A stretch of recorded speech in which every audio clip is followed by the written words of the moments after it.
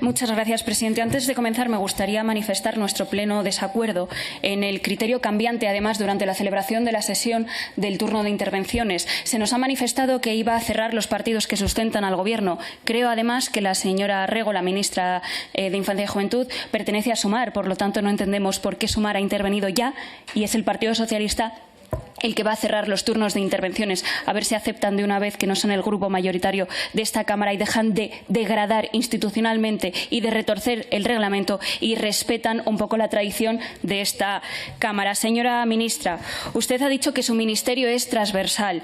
Creo recordar que en la primera sesión de control de su Gobierno le formulé una pregunta dirigida a usted sobre desempleo juvenil. Y tuvo que salir al quite, ya que hablamos aquí de tauromaquia también, tuvo que salir al quite la vicepresidenta del Gobierno para contestar y usted rehusó responder y dar la cara ante los jóvenes. En aquella sesión de control le recordaba que cada vez son más los jóvenes que desconfían de la política como una vía de solución a sus problemas y que la política precisamente es su principal preocupación.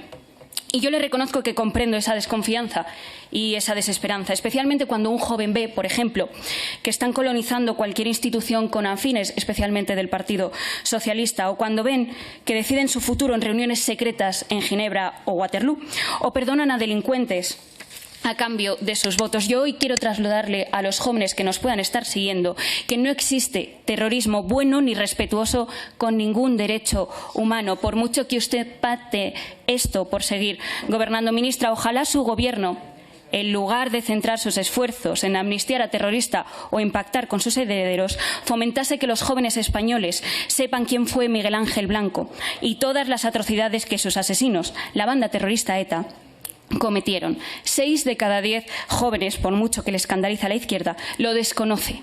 Y esto debería darles vergüenza y remover sus conciencias. Mire, estos meses hemos seguido muy de cerca su actividad y la de su ministerio. Y desgraciadamente vemos que ni el propio Gobierno cree en él.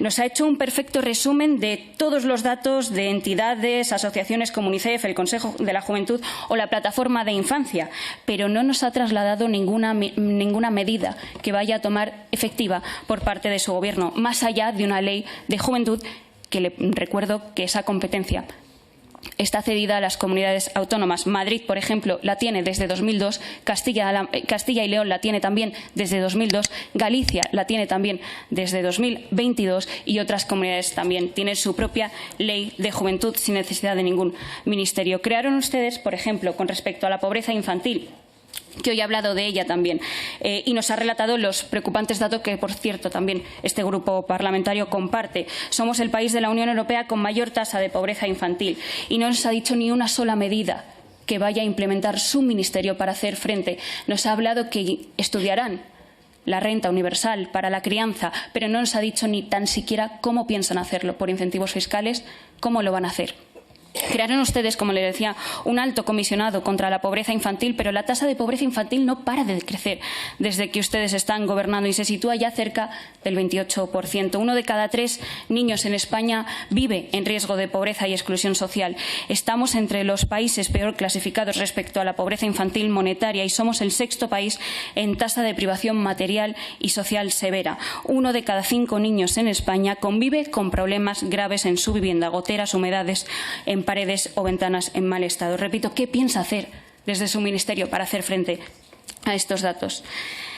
También nos gustaría saber, que tampoco lo ha mencionado, si desde su ministerio se está obligando a que el presidente Sánchez cumpla con su promesa o la palabra dada y aquella medida que anunció en campaña relativa a la gratuidad de la educación 0-3 y que está, por cierto, funcionando en algunas comunidades autónomas donde precisamente es el Partido Popular el que gobierna, como es el caso de Galicia. Desconocemos cuándo piensan ustedes cumplir con aquello que prometieron, salvo que en esto también ustedes hayan cambiado de opinión.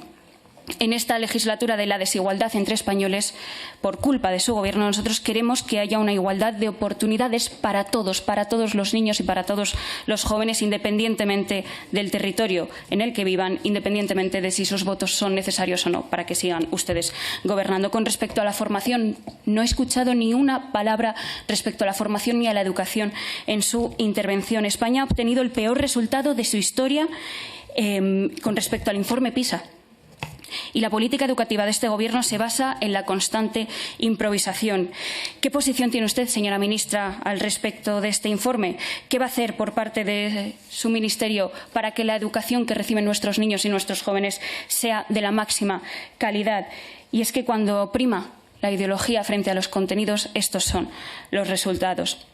Desgraciadamente vemos que su ministerio ni está ni se le espera en el ámbito educativo, pero tampoco en lo relativo a lo laboral.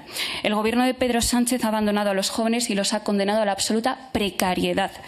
Sabemos que su jefa, Yolanda Díaz, no quiere facilitar, por ejemplo, los datos reales de los contratos fijos discontinuos, pero se estima que más de 283.000 jóvenes están en esa situación. Más de 400.000 personas emigraron de España por falta de oportunidades en el año 2022. La tercera cifra más alta desde 2008 y muy superior a los años 2014, 15, 16 y 17. Se estima en más de 150.000 millones de euros el valor de ese capital humano que ha emigrado y es un 40% superior a los datos del 2019. Los jóvenes pierden poder adquisitivo desde 2018, cuando anteriormente estaban empezando a recuperarlo. ¿Qué piensa hacer desde el Ministerio, señora ministra? ¿Van a fomentar medidas, por ejemplo, enfocadas al autoempleo, al emprendimiento, a las oportunidades o, por el contrario, van a seguir apostando por el maquillaje de los datos como si aquí no pasara absolutamente nada? Y la precariedad no se entiende también sin el grave problema que tienen los jóvenes con el acceso a la vivienda. Desde que ustedes gobiernan y desde que pusieron en marcha esa ley de vivienda, han aumentado los precios de la misma en un 10% y se ha reducido la oferta de alquiler tradicional en un 25%. Yo entiendo que esto le produzca gracia, señora ministra, pero la realidad es que las consecuencias de esas políticas intervencionistas que usted defiende y los grupos de la izquierda hacen que sea misión imposible para los jóvenes el poder emanciparse. Y como bien usted ha dicho en su comparecencia, la edad media de emancipación se sitúa en los 30,3 años, una de las más altas de toda Europa. Desde nuestro grupo parlamentario nos encantaría saber si usted o su ministerio han sido capaces de averiguar, primero, por un lado, la cifra total de las viviendas que el señor Sánchez prometió en la campaña electoral. Creo que empezamos sobre las 180.000 y acabamos la campaña en más de 400.000. Y segundo, ¿dónde están esas viviendas y qué ha pasado con ellas? Porque lo que le puedo asegurar, señora ministra, es que los jóvenes no lo saben. Y para los jóvenes esto no es ninguna broma ni ningún eslogan electoral. Y si hay un tema que merece la absoluta seriedad de todos nosotros es lo relativo a la salud mental. Mire, el 58% de los jóvenes en España se siente solo. El 15% de los adolescentes de 12 a 17 años presenta síntomas graves o moderadamente graves de depresión. La tasa de ideación suicida se sitúa casi en el 11%. El 35% de los jóvenes entre 18 y 35 años reconocen consumir ansiolíticos y los suicidios en menores de 30 años han crecido en un 7,9% en tan solo un año, consolidándose como la primera causa de muerte absoluta por delante de los accidentes de tráfico o de los tumores. ¿Nos puede explicar por qué no existe por parte de este Gobierno un plan nacional de prevención del suicidio ante estos datos? ¿Nos puede contar a esta comisión qué va a hacer desde su ministerio para afrontar y atajar de una vez por todas este grave problema que vive la juventud española? Además, vemos con mucha pena cómo desde su ministerio no han puesto encima de la mesa nuevos problemas que tienen los jóvenes relacionados con la salud mental, como puede ser la adicción a las pantallas o la tecnología, el ciberacoso, el grooming o deepfake. Señora ministra, en mi intervención le explicaré que este grupo parlamentario ya ha solicitado la creación de una subcomisión de protección al menor en el entorno digital para tratar estos temas desde una perspectiva total y que espero que cuente con el respaldo de todos los grupos parlamentarios. Como ve, este grupo parlamentario cree en la juventud, en la infancia como futuro, pero también como presente de nuestro país, como la urgencia de España y que no puede esperar más.